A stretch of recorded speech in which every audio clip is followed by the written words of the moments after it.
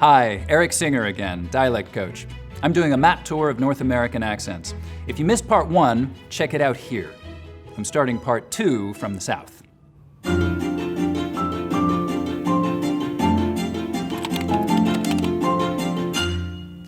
Picking up where we left off, we were talking about rhotic accents, where the R sound is always pronounced in the piney woods belt. But down in the southern part of Louisiana, it is one of the few areas that's still pretty reliably non-rhotic. Even though many historically non-rhotic areas of the South have gotten their R's back, this one's hanging on. This is also one of the places in the South, the Appalachians and the Ozarks, or a few of the others, some parts of Texas, where you still hear a wh sound, words like which, what, where. You also get F for final TH sounds here, as in both, bath. Something I think is really interesting is that there used to be a non-rhotic pronunciation of nice words in the South. So words like nice, early, work, used by black and white Southerners alike, that was a kind of a diphthong, nice. It's actually pretty similar to that old-fashioned New York City Toity Street vowel sound. You can still hear it in some African-American speakers in Louisiana today, though it's mostly gone otherwise. Before moving on, let's circle back to Florida so Megan can tell us about the Cuban Spanish influence in Miami. Hello again. This time I'm in Miami. The Latinx population in the US is 18.5% of the population. But within that, we're a very diverse group of people. Before we get into Miami English, I just want to make it clear that not every speaker of Miami English is Latinx. Not every Latinx person in Miami speaks Miami English. And the same goes for New York Latino English. And the same will go for Chicano English in the Southwest when we get there. We are not a monolith, and neither are the varieties that we speak. And that's because these varieties are influenced by different Spanishes. So just like the English-speaking world has different varieties, so does the Spanish-speaking world. There's so many different varieties of Spanish. There's Mexican Spanish, there's Cuban Spanish, there's Puerto Rican Spanish, there's Dominican Spanish, there's all these other Spanishes. There are all these varieties, and they all have different features, and we just don't have time to get into that. Miami English is influenced by Cuban Spanish. Like, take a look at this map. Cuba is very close to Miami. One remarkable feature of Miami English is the dark L. If you recall from New York, the dark L is in words like pull and ball. In Miami English, you'll hear that dark L in places where you wouldn't hear it in other varieties. Listen to the L in this native speaker clip. That's what I love about our language, and about Miami. Okay, back to Erik. Thank you, Megan. Okay, back to Louisiana. So there's a well-known New Orleans accent that sounds similar to New York accents in some ways. It's called yat, which comes from the phrase where yat, which means how are you? It's so similar to New York accents in some ways, it's a bit of a mystery. Even some really weird little things like bad and back not having the same vowel sound. I got a bad back. New Orleans had a similar mix of immigration to New York in the 19th century, but also very close shipping ties to New York City, so contact is likely part of the explanation too. Of course, we can't leave Louisiana without talking about Cajun. The Cajuns were a French-speaking people who originally came down to Louisiana from Nova Scotia. Now, some still speak Cajun French, but you can hear the influence French had on Cajun accents in English in the rhythm and the melody, the way there's a tendency to stress the final word or syllable in a phrase, and also in the way final consonant sounds can get assimilated, sort of schlooped up into the sound before them, so that hand could just be hand, rent could just be rent, hand me the rent there. So continuing west to Texas, now one thing that sets a lot of Texans apart from other Southerners is that there's a lot less goose fronting. So the tongue stays further back through that whole vowel sound instead of coming forwards. So if I go from, say, somewhere in the Carolinas and head west and talk about blue moons and soup spoons, I'll start off with very fronted goose vowels, blue moons and soup spoons, but they'll get less and less fronted the further west I go. Blue moons and soup spoons, blue moons and soup spoons. When I cross the Mississippi, I don't have very fronted goose vowels anymore, but by the time I'm in Texas, blue moons and soup spoons, it's not coming forward hardly at all now. Now, one thing that separates the eastern part of the state from the western part is how far the price smoothing goes. Remember when we talked about how piney woods belt accents have full-on price smoothing, so it affects ride and write, live and life? We'll see that kind of full-on version in western and central Texas. All those words are smoothed out just like that. But in the eastern part, it's only on words like high, ride, and live. Words like right and life will have a diphthong. Why is it this way? Well, again, because of the history of settlement patterns. The white people who settled in the western part, in the Great Plains part of Texas, the western and central parts, mostly came from Tennessee and the Appalachians, full price smoothing areas. As we head up into Oklahoma, I'm going to turn it over to Kalina Newmark again. Hello again. Oklahoma is a home to nearly 40 Native American nations, including the Cherokee and the Comanche.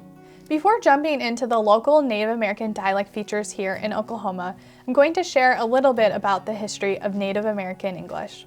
Native American English is also known as the res accent or reservation accent. It occurs in First Nations and Native American communities across the United States and Canada, regardless of whether or not a heritage language is spoken. Native American English is often identifiable because of its prosody. Sometimes it's described as monotone, other times it's described as sing-songy. Within Oklahoma, community members describe Native American English both ways, and that makes sense. There are different varieties within the state. In western Oklahoma, the Anadarko accent has been described as monotone. Contrast that with Cherokee English in eastern Oklahoma, which is more sing-songy. Sometimes we can forget where we come from, you know what? With that, let's go back to Erik on the map tour. Thank you, Kalina.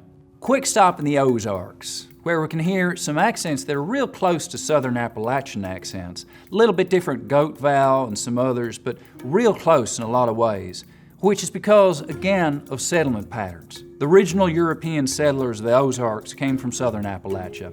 And we hear some of those same constructions like a goin' and a huntin', as well as a lot of shared specific dialect words. Now, up in Chicago, and in fact in the whole Great Lakes area, we have one of the most significant ongoing changes happening anywhere in the English-speaking world today. It's called the Northern Cities Shift, or the Northern Cities Vowel Shift.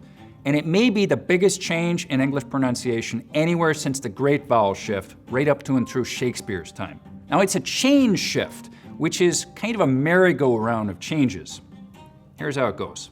So in most accents of English, the vowel sound in words like cat, bag, what we call the trap vowel, is something like ah, right? We make it with the tongue cupped down low and towards the front of the mouth like this, ah. Okay, ready for this? Here's the first move in the Northern Cities change shift. This vowel unit moves up in this direction. So it's pronounced with a little bit tenser tongue and sounds like cat, bag, up here. Put the cat in the bag. Now that leaves an open space in terms of available vowel real estate where that trap vowel used to be. Now it turns out that vowel sounds like to space themselves out in our mouths. They abhor a vowel vacuum, if you will. And so what happens is that the lot vowel, which normally lives back here, your tongue cupping low down in the back for an open ah sound, moves forwards towards where trap used to be. So in Chicago, it's not a hot pot, it's a hat pat. Now those are just the first two moves in the change shift. The thing about a change shift is each move makes the next one happen. So trap, moving up higher, pushes the dress vowel back in the mouth. So words like bed next sound like bud next. And then the vowel sound that was back there to begin with, the sound in strut, bus, lucky, has to move back further. Bus, lucky. So now cot sounds like cat, bat sounds like bet sounds like butt, and butt sounds like bought. Pretty dramatic shift. This whole area around the Great Lakes is affected by the Northern Cities shift, though not every part of it has it to the same extent. Besides Chicago, it's strongest in Syracuse, Rochester, Buffalo, and Detroit. Let's head over to St. Louis. Here's Nicole. There's a feature in African American English in places like St. Louis and Memphis called the near-square nurse merger, or R centralization. If you know the song by the rapper Nelly, Hot in Her, you have seen an example of this. It is her for here, or R centralization. And you can also hear it in this clip. Girl, I told you I need to get my her done. Okay, let's go back to Erik. Thank you, Nicole. Can we talk about Minnesota for a minute? People from Minnesota often complain about overbroad, stereotypical Minnesota accents, just going too far. Two really identifiable features of that are monophthongal A and O in your face and goat vowels. But you know, there are definitely places in Minnesota, Michigan, Wisconsin, and yep, Fargo, North Dakota, where you can still hear some pretty pronounced accents with some really monophthongal A and O vowels. Now, but even in much less pronounced accents from this region, there will still be a bit of that. You'll also still get this fairly closed oral posture, so there's a contrast between lips that are pretty mobile and move around a lot and a jaw that stays pretty fixed in place. Now let's stop over in the Dakotas and I'll hand it off to Kalina. Hi again from the traditional homelands of the Lakota, Dakota, and Nakota peoples.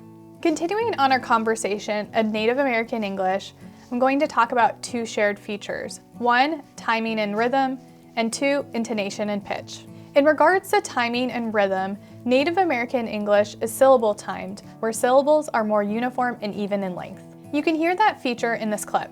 You see a piece of trash, you pick it up. For the second feature, intonation and pitch, the stressed syllable starts lower rather than higher. And I would watch them.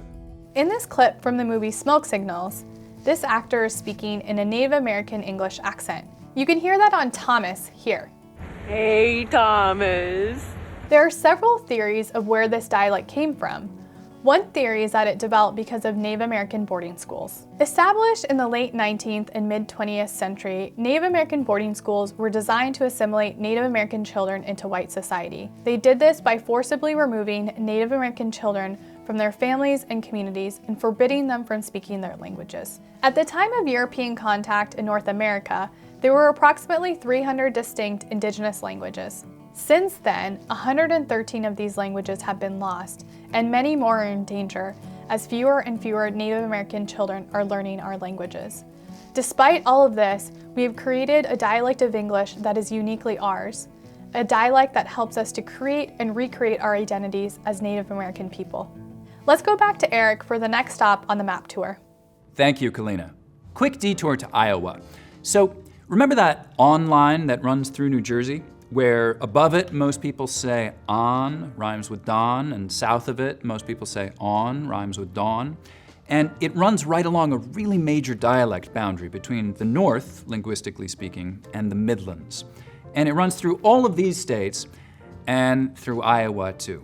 Now, people don't necessarily think of Iowa having a lot of dialect variety, but here's a major division right here. So Sioux City and Cedar Rapids are above the on line, so most people in those places say on, and Des Moines is below it, so most people there will say on. All right, so heading west now, over towards the Rockies. You know, one of the things we start to hear in the Mountain West generally is ing endings pronounced as een, so playing, going, singing, the whole western part of the country. So these 11 states is usually considered one big dialect area. Now that's not to say that there aren't any differences, of course there are, but broadly speaking, it's one area with a lot of common features. There just hasn't been enough time for really distinctive features to develop over here. Here's something interesting in some Utah accents though. Some front vowels get lowered before L sounds. So we get milk, for instance. The word sail might sound like sell. Is this milk on sell? You'll also hear mount in and butt in, mountain and button a lot in Utah, especially among younger speakers with just a pure glottal stop for that T sound in the middle of the word. It's not the only place in the US that does that, not at all. But apart from some California speakers, it seems to be the only place in the West where you hear those pronunciations. We're gonna end this segment here. Please join us for part 3, where we'll pick up in sunny Southern California.